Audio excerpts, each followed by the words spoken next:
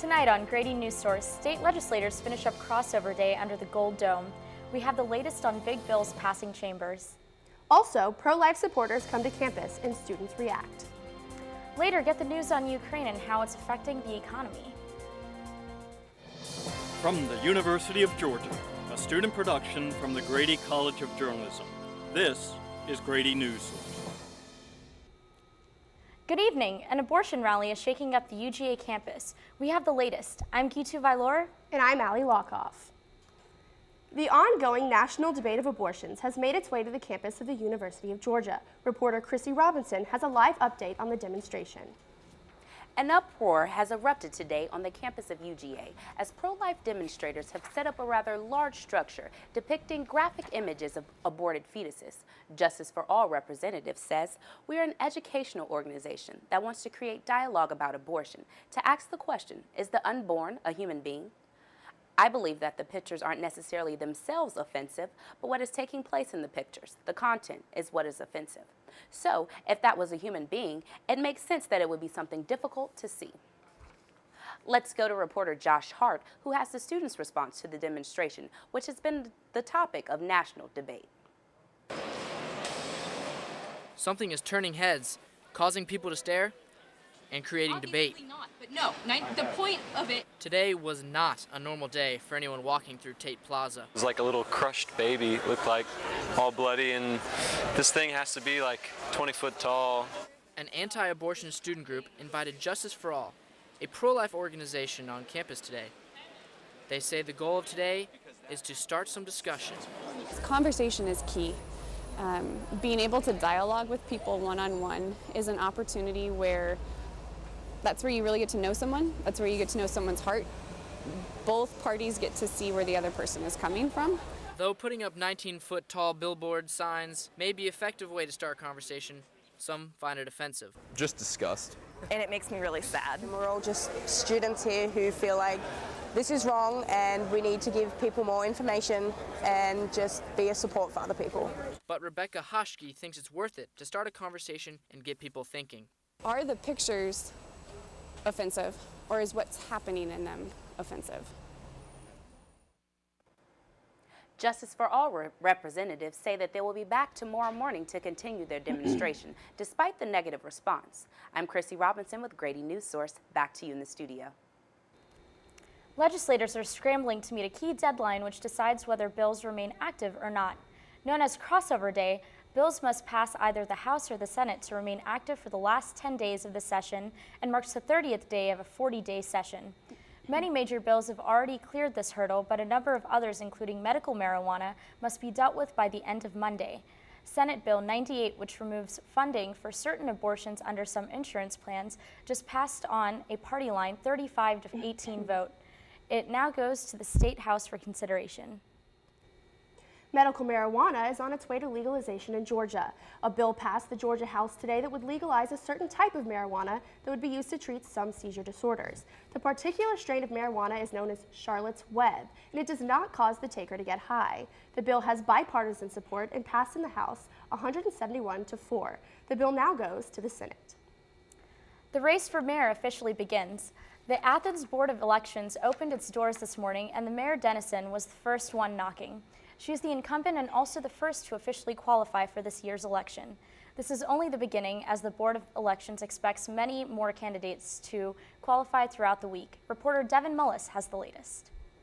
Right now it's feeling kind of low-key, but you never know. Anybody could walk through the Board of Election doors to qualify. I've seen people come in right before qualifying closes, unexpected candidates, and things change completely. Mayor Denson was the first of those people this morning. And it's not a new thing to her. I've qualified about 10 times prior to this. You know, I was on city council for 2 years and I was tax commissioner for 26 years. But of course the mayor's job is the best job I've ever had. Schrader says with only 78 days left till primary elections, the employees here at the Board of Elections are going to be very busy. But their main focus this week is which candidates walk through this door to qualify. Candidates may have already announced that they intended to run, but it's official when they come in this week and file paperwork with us. There are close to 57,000 registered voters in Athens-Clarke County, Less than half of those showed up last mayoral election to vote. But Schrader says voter turnout depends on the race. Depends on if we have any other candidates come in this week to run for that office. That would certainly generate more turnout if we get into a heated race.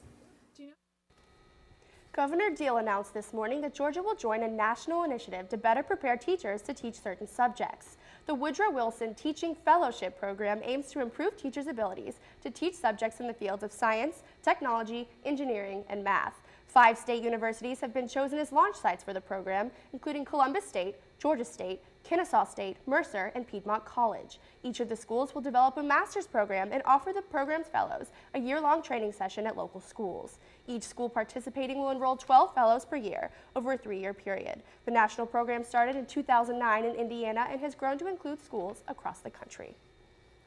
A principal at a local elementary school has been arrested as part of a Georgia Bureau investigation-led child exploitation sting.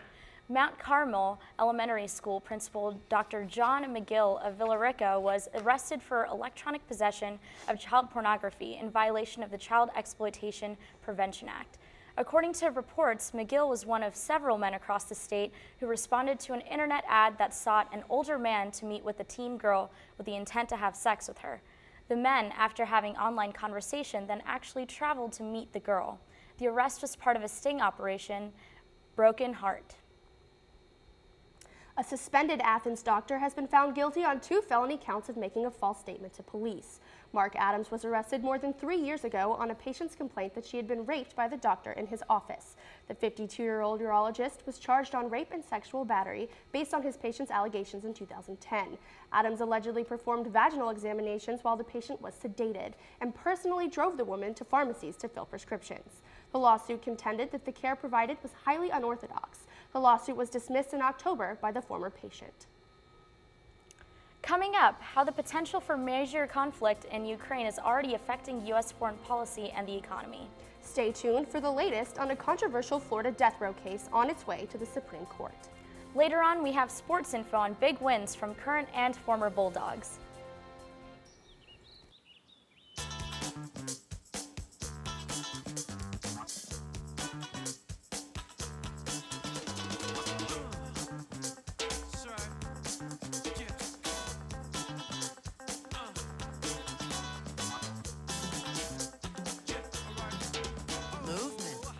Along with weight loss, it's one of the many ways to fight osteoarthritis pain.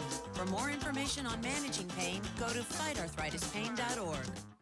Millions of people are affected by disaster in America. And we're right there, providing food. With more than 200 food banks, reaching communities all across America. Donate now for immediate relief and long-term recovery. Every dollar helps provide food for disaster victims. Help now at feedingamerica.org.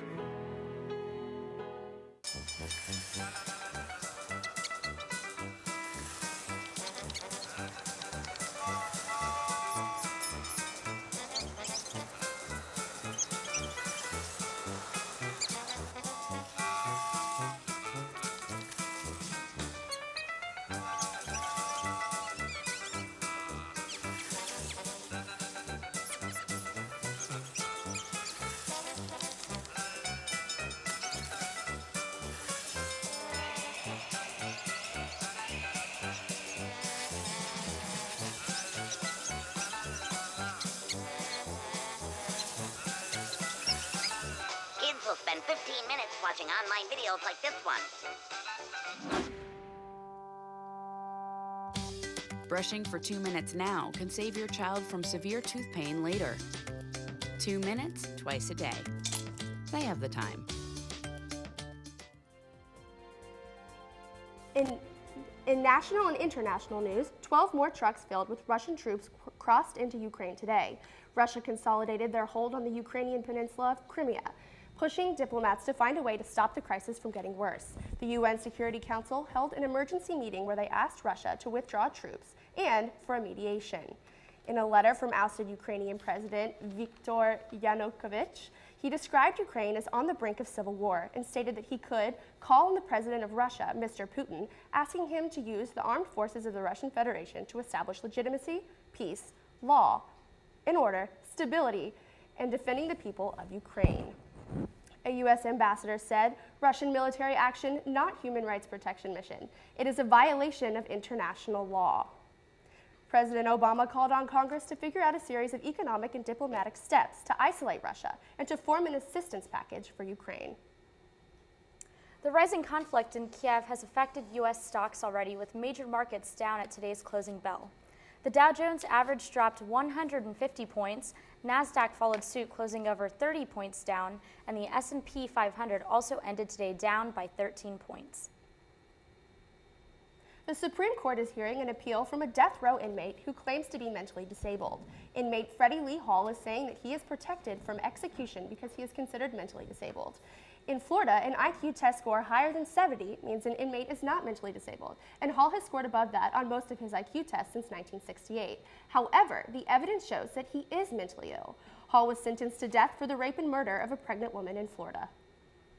The Walt Disney Company has given notice to Boy Scouts of America that it will no longer be providing funding for the group starting in 2015.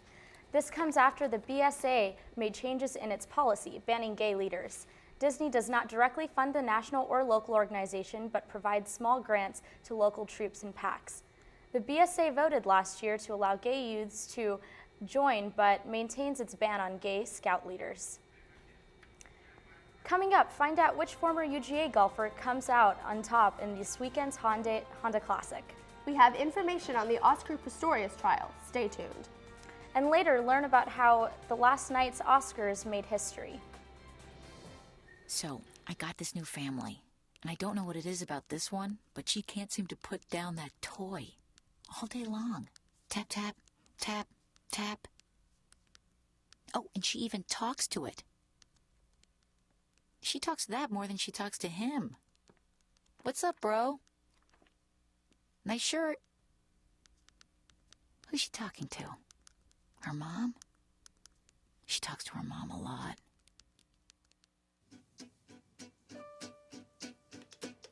Danse, balance sur la cadence, on lève bien tes hanches, au bal du dimanche. Danse, que la fête commence, dans ma belle robe blanche, je suis ton chou, ton You didn't give up on sex. Don't give up on birth control either. There are more methods than you think. Find yours at bedsider.org.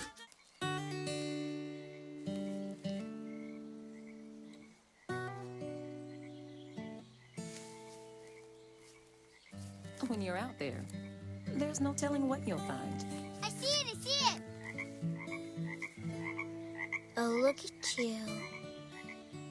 There are some moments only the forest can inspire.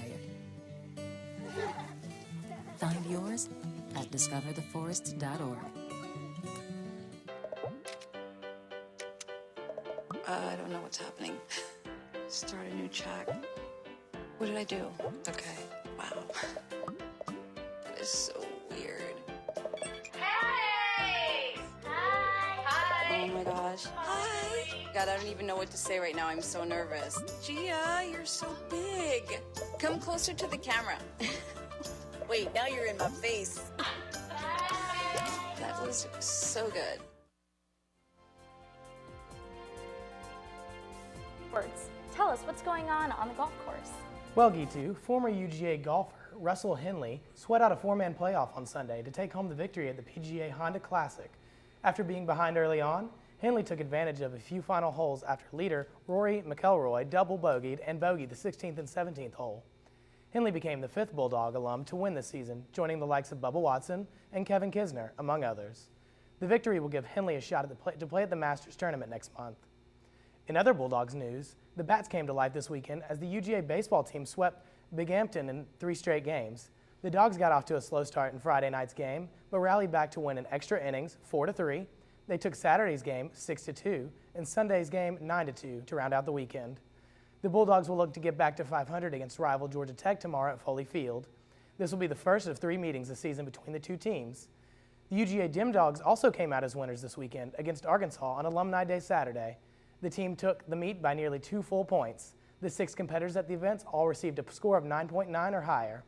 The Bulldogs posted a 49.675 on the uneven bars, which is the highest since 1999 and the 7th highest in school history. The Dogs will be back in action next Saturday against Denver at home. The UGA women's basketball team followed suit Saturday by beating other Bulldogs of Mississippi State to close out their season. The Lady Dogs took the game 77-48 and will go on to play Vanderbilt Thursday as the number 9 seed when the SEC tournament begins. The men's, however, fell to Arkansas 87-75 that same day and will conclude the regular season at home against Mississippi State on Wednesday. The men's team will conclude the season against LSU Saturday and hopes to start spring break on a high note with a victory. The men's SEC tournament will take place March 12th with the championship game on the 16th. In other basketball news, Athens Christian boys fell short this weekend in a Class A private school state semifinal against number 1 seeded Green Forest. Athens Christian lost 60-55 and said that the size of the Green Forest team played a factor. Athens Christian forward Demetrius McWhorter said, "All I know is they were big." And Athens Christian coach Ron Link said, we haven't seen a 6'5" post all year, and that their size was more or less took away our inside game. Green Forest 6'9" post Tosin Mahenti had 16 rebounds with 8 block shots. Athens Christian has an all-sophomore starting 5, so their future looks bright despite the season's ending loss. Coming up, Oscar Pistorius has already given his plea in what's becoming a historic trial in South Africa.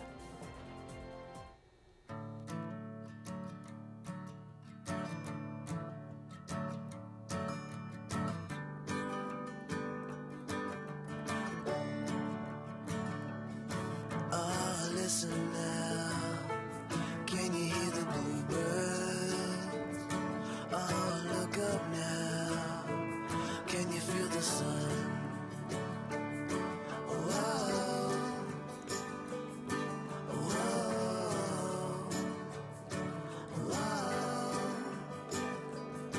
whoa,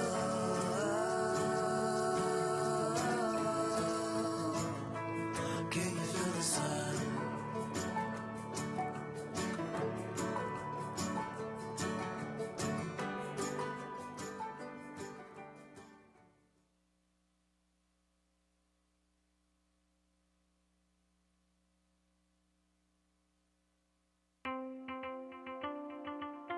Severe weather can destroy a home in seconds. There's no time to think, only time to act.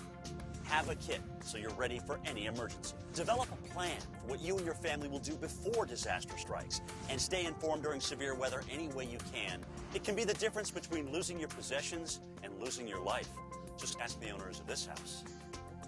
Visit ready.gov for ways to prepare your family for emergencies. Here at the GED Pep Talk Center, we have pep talkers standing by to get you motivated for your GED diploma. Text the name Terry to 69222 for a sympathetic pep talk. You show people what you really are. Or for a gentle pep talk, text the name Deborah. You know you're going to make people very proud of you. And if that's not enough, text the name Danny for an extreme pep talk. Prove everyone wrong. Show them you're the boss. Get your GED pep talk and find free GED classes. Text the name of the person you want a pep talk from to 69222. In other news, Oscar Pistorius, the 2012 Olympic amputee track star, gets ready for what is known as South Africa's trial of the century. Pistorius pleads not guilty to murder charges as proceedings for the murder of his girlfriend get underway this week. A funeral home in Lexington, Mississippi was shocked to find a person alive and kicking in a body bag. Walter Williams surprised everyone when he woke up after being pronounced dead. The coroner said Williams is happy to be alive. A group of Georgian runners finished a 300-mile relay for Wounded Shoulders. The 3-day run raised about $3,000 for the Wounded Warrior Project and the Fisher House. These projects provide low-cost lodging for families of service members. And the fast food chain Arby's bought musical producer Pharrell's oversized Grammy hat for $44,100 on eBay. The chain joked that Pharrell stole the hat from their logo. The money is going from one hand to another, a charity that helps children through technology and the arts. Up next on Grady News Source, see how the Osters made history last night. 5% of Athens residents use septic systems. And if you're on a septic system, you need to know it and protect it. Most homes should have their septic system pumped and inspected every 3 to 5 years. Septic failure can lead to messy backups, health and environmental hazards, and costly repairs. So, protect your septic system by performing regular maintenance. Never use a toilet as a trash can. And use water wisely. For helpful tips and more info on septic systems, visit athensclarkcounty.com/septic. This is the Oconee Street Park and Ride Lot, where you can park for free on weekdays and ride the bus into downtown Athens and UGA. The Downtown Express runs every 20 minutes during peak commuting hours, so skip the parking fees and traffic hassles. Park for free and ride into downtown Athens and UGA from the Oconee Street Park and Ride. Park and ride. Park and ride. Park and ride. It's terrifying. It's disgusting. And it must be stopped. Throughout downtown Athens, mindless zombies are throwing recyclable items in the trash. No! But you can be a hero. Groovy. Use the downtown recycling bins for all your recyclable items. Cans, bottles, paper, and more can all be recycled. So use the downtown bins and don't be a mindless zombie. To save this world, we must recycle more. Okay, so we drowned the fire, stirred it, drowned it again, and now just feel if it's cold. Yeah. Cool.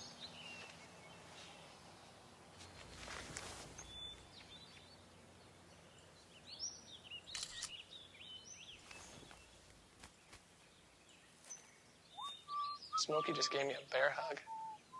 I know. I already posted it.